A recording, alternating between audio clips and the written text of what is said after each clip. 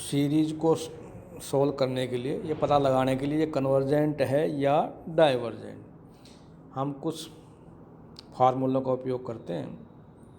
जैसे पहला है कंपैरिजन टेस्ट। यदि हम दी हुई सीरीज का सीधा पता नहीं लगा सकते कि भाई ये कन्वर्जेंट है या डाइवर्जेंट, तो हम उसकी तुलना किसी दूसरी सीरीज से करते हैं जिसके बारे में हमें पता हो कि ये कन्वर्जेंट है या डाइवर्जेंट। कंपैरिजन के लिए अपने पास ये ज़रूरी है, जैसे अपने पास सिग्मा an तथा सिग्मा bn दो घनात्मक पदों की श्रेणी, तब यदि सिग्मा bn अभिसारी है तथा an is less than bn for all n belongs to n, तो सिग्मा an भी अभिसारी होगी।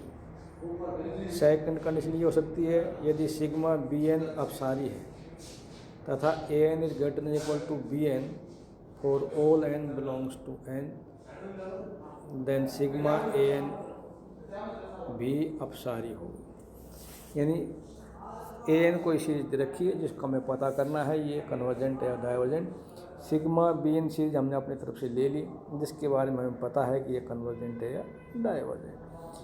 यदि सिग्मा an सिग्मा bn से छोटी है, an is less than equal to bn, और सिग्मा जो bn सीरीज हमने ली है वो कन्वर्जेंट है, तो an भी कन्वर्जेंट होगी। यदि सिग्मा bn डाइवर्जेंट है तो an का मान bn से बड़ा होना चाहिए, ठीक है, तभी हम उनका कंपैरिजन कर सकेंगे।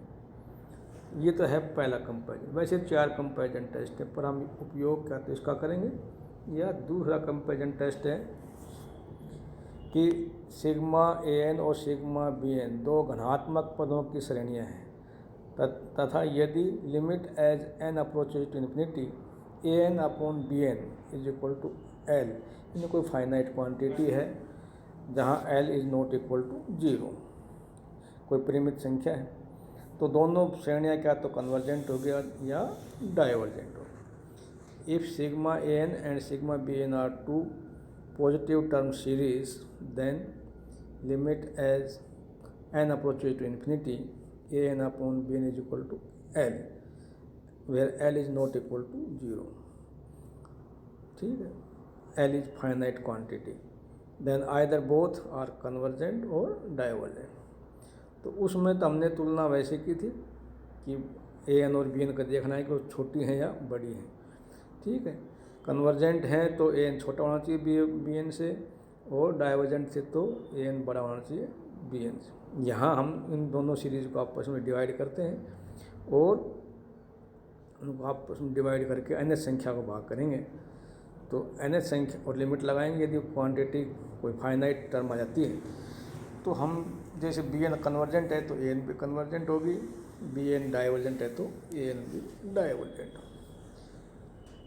थर्ड जो आप यूज़ कर सकते हो, यदि कोई हार्मोनिक सीरीज है, convergence of the hyper harmonic series, यानी सीरीज इस प्रकार की हो, सिग्मा 1 अपॉन n की power p is equal to 1 upon 1 की पावर p प्लस 1 अपॉन 2 की पावर p प्लस 1 अपॉन 3 की power p plus and so on 1 upon n की power p plus and so on.